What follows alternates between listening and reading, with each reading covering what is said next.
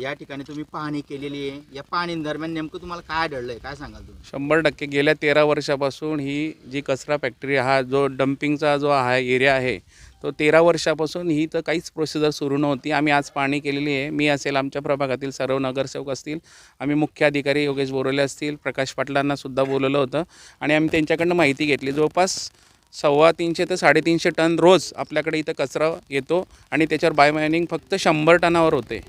अजूनही आपल्याकडे सेव्हिंग होते. तर त्याची आज तुम्ही परिस्थिती बघितली असेल की हा धुरेचा प्रमाण जो आहे माझ्या परिसरात, म्हणजे आम्ही चारी नगरचौक गेल्या जवळपास 10 वर्षापासून लोक सातत्याने इथं लहान मुलांना दमाचा आजार असेल, ज्येष्ठ नागरिकांना दमाचा आजार असेल, श्वास घ्यायला त्रास होतो आहे.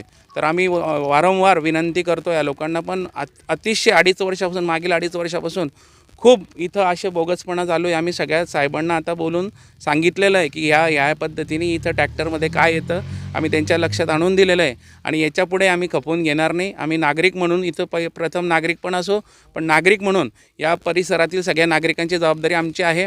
आम्ही तो सोडण्याचा प्रयत्न निश्चित करू. होईल आता रस्ते तर हे क्लिअर झालं ना. आता त्याला रस्ते आणि ते करतोय लवकरात लवकर करा. मागच्या 42 कोटी रुपयाचे कामं देऊन सुद्धा त्यांनी 25, तुम्हाला सगळी परिस्थिती माहिती आहे, 26 कोटी रुपयाचे कामं कंप्लीट झाले नाही. आमचं म्हणणं काय आहे, कामं झाले पाहिजे. नुसते कागदावर दिसणं उपयोग नाही साहेब, त्याचा कागदावर दिसतंय फक्त. या दोन महिन्यापासून याची ओरकडर झाली, मग काय करेल तो पुढे, कसं करेल तो काम, केव्हा करेल? तुम्ही विचार नाही केली पाहिजे. तुम्ही मुख्य अधिकारी, आमची जबाबदारी साहेब. आम्ही तुम्हाला विचारू, हो ना ऐकून ते आम्ही प्रतिनिधी या प्रभागाचे, आमच्या पूर्ण प्रभागाला इतका भयानक त्रास होता. जळगाव शहराचा पूर्ण कचरा या भागात येतो आणि हा त्रास जळगाव शहरात नागरिकांना पूर्ण जणांनी होत, फक्त या परिसरात 2 किलोमीटर या लोकांना होतं. तुम्ही याची काळजी घेतली पाहिजे. विनंती करतो तुम्हाला, वारंवार विनंती करतो आम्ही की काम करताना फास्ट केलं पाहिजे, याच्यावर प्रोसिजर लवकर झाली पाहिजे. आता उद्या मोकळं झालं तर दिशेवरती इथून वगैरे टेस्ट एवढं आता त्याला त्याची आयडिया आता त्याचं डिझाईन वगैरे येईल त्याचं. आपण मला शब्द द्या किती दिवसात साधारण काम सुरू होईल, तरी अंदाज तुमचा? आता आपल्याला 5-10 दिवस इकडे तिकडे होतील आणि त्याला डिझाईन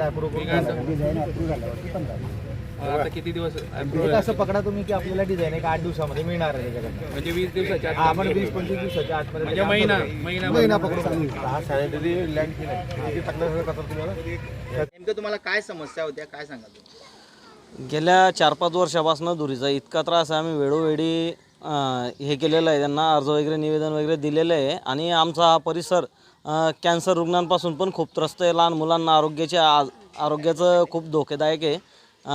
वरिष्ठ लोकांना, वयस्कर लोकांना पण याचा दम्याचा त्रास होतो आणि जसं इलेक्शन लागलं तसं आजचे आपले उपमहापौर मनोज भाऊ चौधरी हे जेव्हा आले वार्डामध्ये, यांनी आम्हाला शब्द दिलेला होता की बुवा जसं मी नगरसेवक होईल पुन्हा तसं मी तुमचा प्रश्न मार्गी लावेल. आणि आज ते पदावर बसल्या पहिल्याच दिवशी त्यांनी आमच्या कचरा फॅक्टरीचा विषय घेतलेला आहे आणि त्या विषयावर त्यांचं आजसुद्धा कामकाज चाललं. अधिकाऱ्यांना बोलवलं, अधिकारी आले, आरोग्य अधिकारी असतील,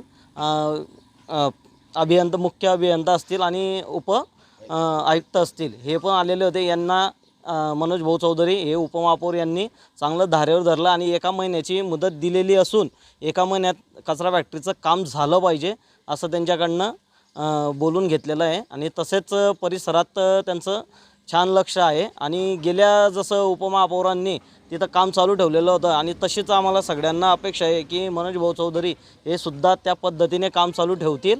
कारण त्यांचं आजच आम्हाला दिसून आलं, त्यांनी कुठल्या पद्धतीने अधिकाऱ्यांना बोललेलं आहे आणि त्यांच्यासोबत त्यांचे जे सहकारी नगरसेवक आहेत तेही त्यांनी तिथं उपस्थिती दिली. आपलं प्रतिभा देशमुख मामी असतील, जयश्रीताई पाटील असतील, डॉक्टर चंद्रशेखर पाटील असतील, यांचंही त्या गोष्टीवर विशेष लक्ष आहे.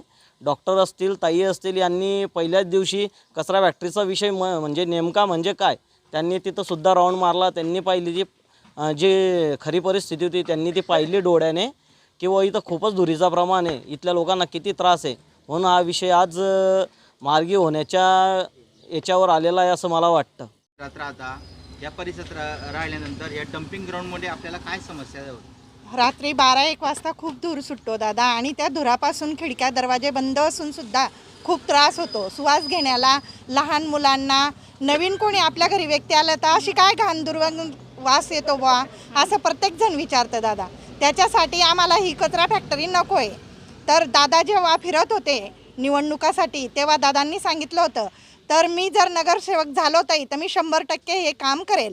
डॉक्टर चंद्रशेखर, जयश्रीताई, देशमुख मामी यांनी सुद्धा आम्हाला हे सांगितलेलं होतं. जेव्हा चंदना स्टॉपवर आम्ही हे सभा झाली होती तेव्हा गुलाबराव पाटीलनी सांगितलेलं होतं, तर ही कचरा फॅक्टरी मी उठवीन म्हणजे उठवीन, तर मी तुम्हाला पूर्ण काम करून दाखवेल बा. तर हे आम्ही महिन्याच्या आत म्हणा किंवा महिन्याच्या नंतर म्हणा लवकर उठायला पाहिजे, हीच आमची विनंती.